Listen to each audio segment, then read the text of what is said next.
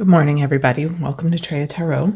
This is a collective reading for Friday, March 14th to March 16th, Sunday, March 16th, 2025. I am using the Wandering Moon Tarot today, mostly because of the moon, that lunar eclipse that we experienced overnight, just because it's fun. There are a couple things I want to say while I shuffle the cards. Number one, please understand the place that things like tarot and astrology can have in our lives, and don't take anything too seriously. Right? This is fun. This is storytelling. This is storytelling. This is a way to reflect. It has nothing to do with being written in stone or anything like that. You have your choice left, regardless of what the cards say. If they're helpful, wonderful. I find it to be really helpful. But if not, let whatever go. All right.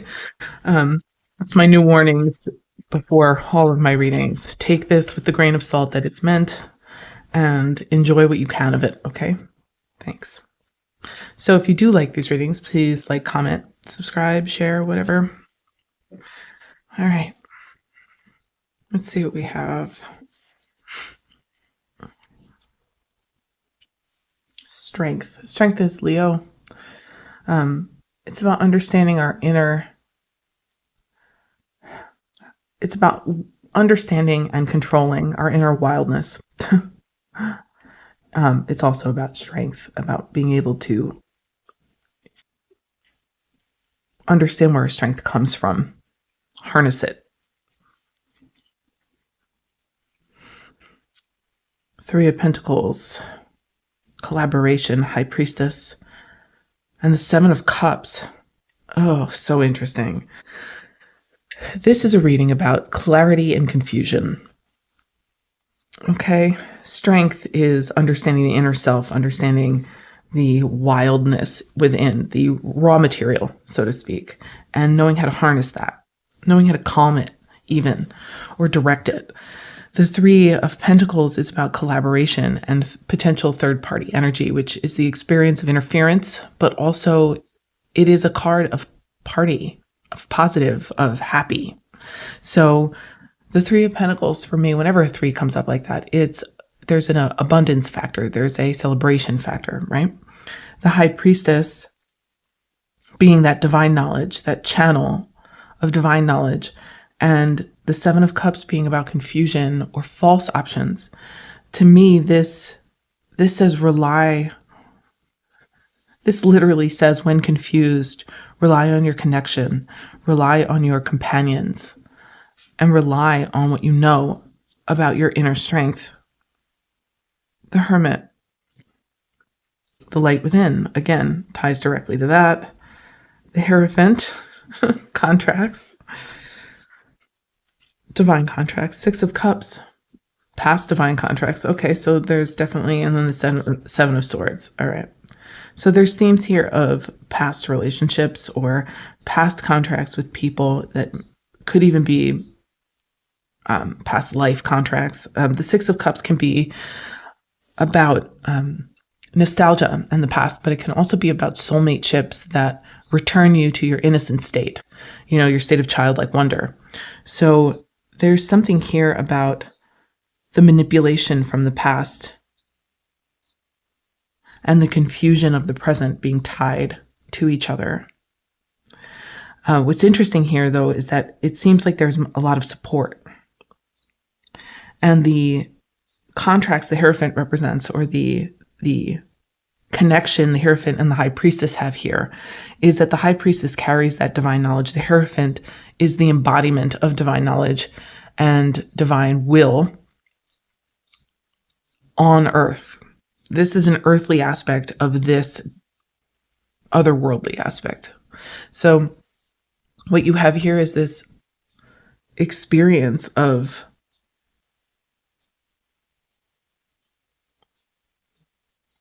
leading through confusion resolving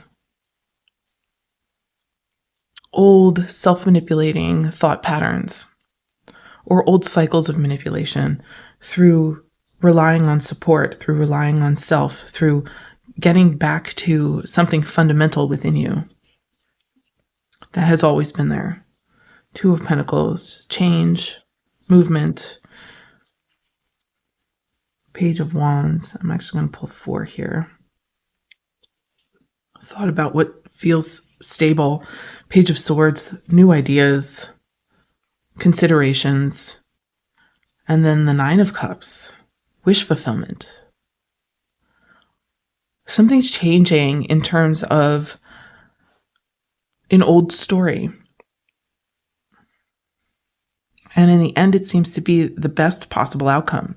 The change happens because our thought patterns change, because our action patterns change. So wands are action, swords are thought, right? So the change occurs because we change what we do and think. And that brings about our wish fulfillment. So if you find yourself kind of reallocating energy to thought processes that feel altogether different than anything you've experienced before, that's probably you going in the direction that you ultimately intended. And it may be that this all ties back in a circular fashion that's a bit surprising. 10 of Wands, putting down a burden. Yeah. 10 of Wands in different decks means different things. Like, for instance, in the Thoth deck, it's oppression. In the traditional decks, it's about carrying burdens that weren't originally yours. That's the way I read it. It's about burdens that you gained from others, or burdens that were passed down to you that you carry. And it can sometimes be about dropping that. It's the end of a cycle. All 10s are end of cycle. So this is about dropping a cycle of heartbreak. A cycle that continues to break your heart, and replacing it with the new idea.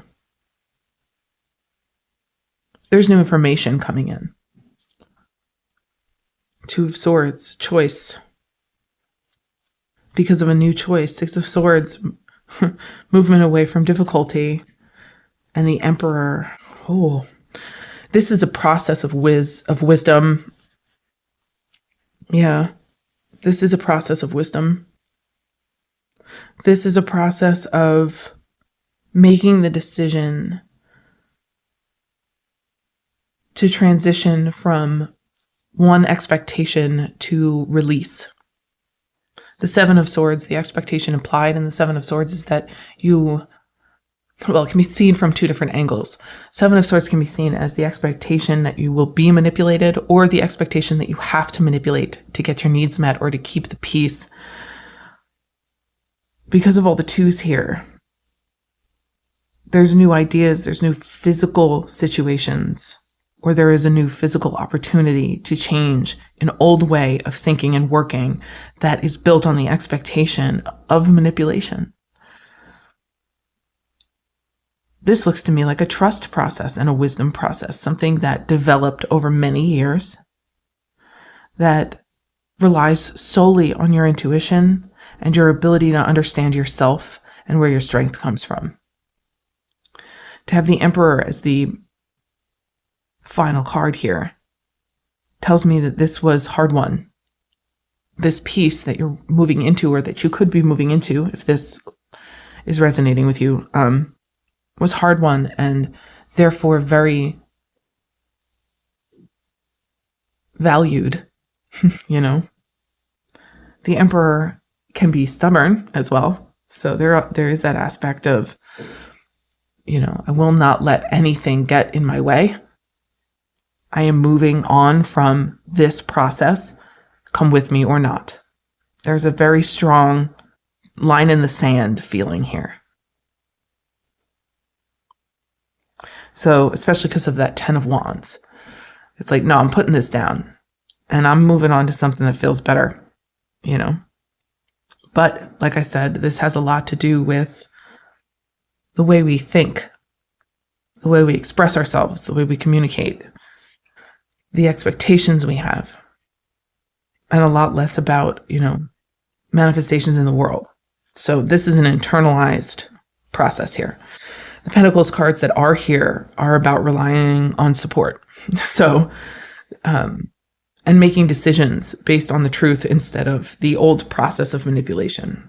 So you have a bit of a difference here in the way, there is a difference. You may notice that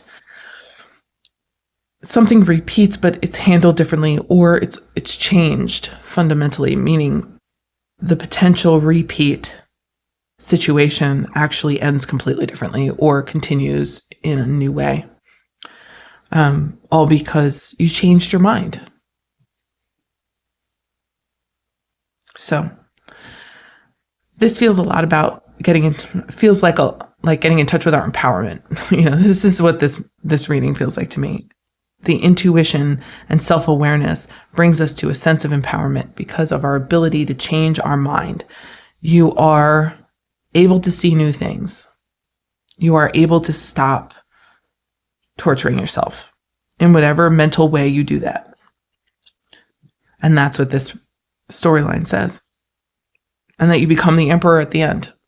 Strong, wise, a bit stubborn, and aware of what it took to get to where you are.